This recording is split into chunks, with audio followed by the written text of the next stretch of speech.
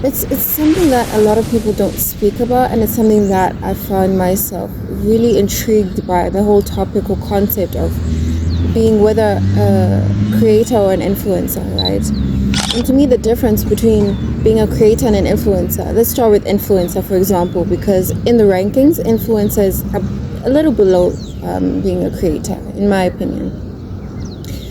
An influencer is someone who basically influences through energy, through personal brand, through image, so on and so forth.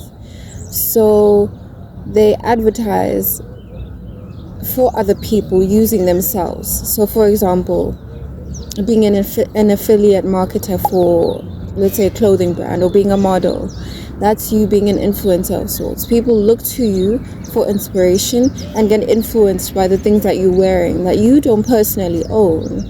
But because your personal brand is so strong, it makes other people want to become you or become like you, right? Which is why a lot of clothing brands specifically find value in influencers or models or people with strong personal brands, right? Now, creator is someone who actually creates the products that people are drawn to, that people want. So, for example, Tyler, she creates music and people listen to the music because A, she has a very strong personal brand, and B, people not only support her and want to be like her, but they want to be associated with that kind of energy.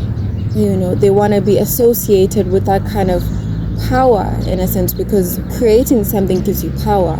It gives you power over what people want, over what people get, over what people desire and find inspiration from, and so on and so forth. You know, clothing brand owners, they create clothes, they create merchandise, you know, which pegs them as creators. Now, whether or not you can merge the two in your becoming, because I assume as you're watching this, you want to become someone, you want to become something, you want to stand for something bigger than yourself, right? Now, whether or not you can merge the two is something that I'm going to get into really quickly, or whether or not you have to put down one is something that's very correlated to what I'm about to get to quickly, as I said now. So what I wanted to get to basically is the pecking order, or the steps rather, to becoming an influencer and or creator and or a public figure. So there's 3 steps that you are going to go through, especially if you want to create a name for yourself and stand for something bigger than yourself. You are first going to become an influencer, right? Then you'll become a creator, and then you'll become a public figure. Those steps you cannot skip.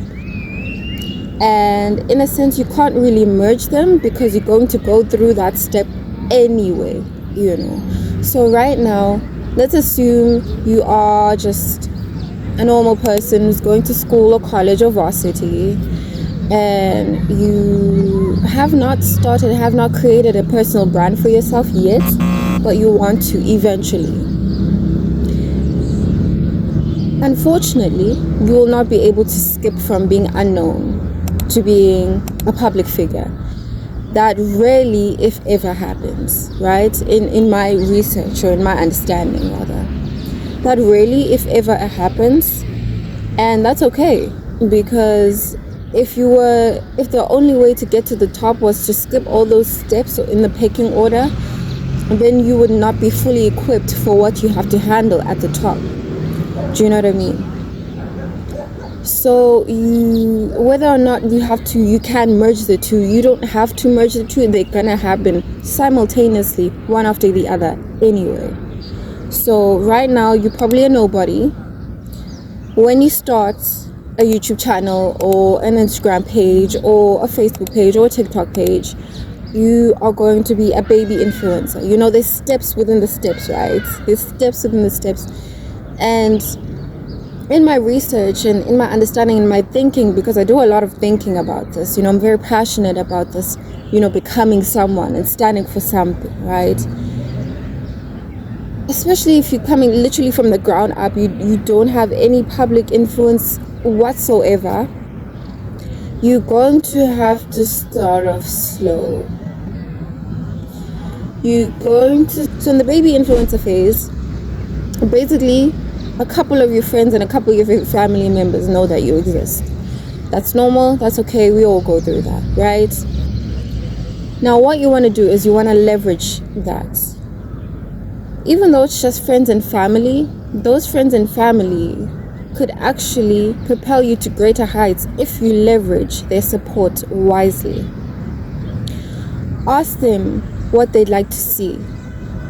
Research. If you don't want to ask them, do some research on it. Do some research on what people want to see. Or if you don't want to necessarily do any research on it, then just figure it out. You're probably going to have some sort of feeling in your gut feeling that we don't see a lot of this on social media. Maybe I should put it out there. We don't see a lot of that on social media. Maybe I should put it out there. Maybe I should, take some inspiration from, these high-end influencers and creators.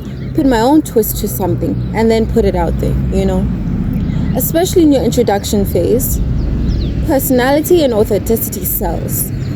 If you can't bring out your personality, if you can't be authentic with your content, and if you can't be original with your content, it's going to take a long time for you to even see a little bit of results. I know nowadays people say post every day, be consistent, wada, but we live in a day and age where you get so much further if you work smarter, not harder. And the only way to work smarter, not harder, is to leverage the support that you have and leverage your authenticity and your personality. Personality sells, guys. Personality sells. To be quite honest, vlogs and everything, a lot of people might not care about your vlogs and everything, especially if you're in the introduction phase, especially if you don't have the necessary aesthetics to hook people. So what you need to focus on is authenticity and building something off of originality. Yes, you can take some inspiration from other people, but don't copy and paste. Copy and pasting, I've realized, gets you nowhere. Now, in the middle phase, in the middle of your influencer phase, which is where I'm at, you'll find a little bit of a breakthrough. You'll find that your authenticity is actually pulling people in, it's luring people in, and you'll find that a lot of people love to claim or to feel like they found a diamond in the rough, So if you position yourself in a sense that, okay, I'm going to blow up at this certain point in time, well, not at this certain point in time, but at some point in time, I'm going to blow up, people are going to be like, yo, I actually found a diamond in the rough. Let me claim this person while they still, they're building phase, because in the middle of your introduction phase, you're in your building phase, right? People are going to start claiming you as their day one fans. You're going to see some breakthrough. People are going to, start watching your content a little more, being invested, because, this is new. This is not you don't see it often. You don't see it everywhere. And you find that your authenticity is really genuinely selling. And then in your exiting phases is when pretty much a lot of people know you, like thousands of people. In the middle, it's hundreds, right? And in the beginning, it's like tens, 20s, 30s, 40s, 50s. And then now, when you're exiting the introductory or influencer phase, it's thousands of people know you, right? You do consider yourself well-known, yes. And other people consider you well-known, yes, you're fine. But on a very local scale. It's a very local scale. It's a very national scale too. Actually, not even national yet. We're going to get into national during the next phase. But in your exiting phase, it's on a very local scale. People start recognizing you on the streets. People start being like, hey, yo, I watch your content, wada. I like your content, dog. I like your content, bro. And then you don't start seeking collaborations from people. Collaborations start coming to you. Do you know what I mean? That's when you know you're exiting your influencer phase and entering your creator phase. Your phase where now you can start making vlogs and stuff because people actually care about what you do with your life. A phase where now you can start creating products and stuff because people actually care to buy those products and services. A phase where now you can actually not just be an affiliate marketer or an affiliate sponsor for other people, but you can be an affiliate for yourself as well. You've created a strong personal brand, you've created a following, you've created a fan base, you've created solid supporters that will literally go to the ends of the earth for you. Because one thing about these supporters on social media, they will literally go to the ends of the earth for you, dog. Like, it's scary in the cutest way, honestly.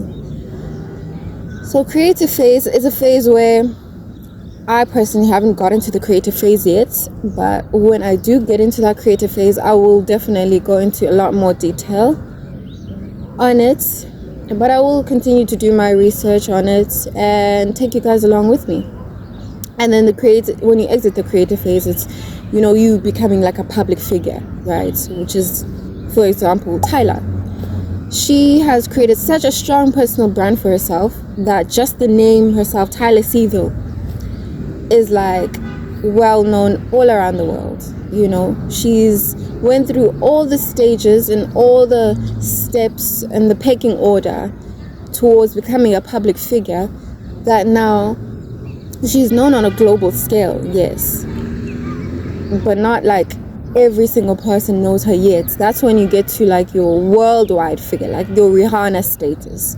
You know, she's still in the introductory phase of her career when we talk about, you know, global scale, when we talk about public figure scale. But yeah, man. And then worldwide figures, your Beyonces, your Rihannas, of which I'm sure Tyla is pretty much going to go there at some point in time. But like I said, pecking order, you can't skip the steps of a pecking order. You can't fast forward. Well, maybe you can, but it's very rarely, if ever, that happens, you know. And yeah, man, like I just wanted to dump that quickly before my next class, which is in like 10 minutes actually. So yeah, so you guys see this SRC shit? Yeah.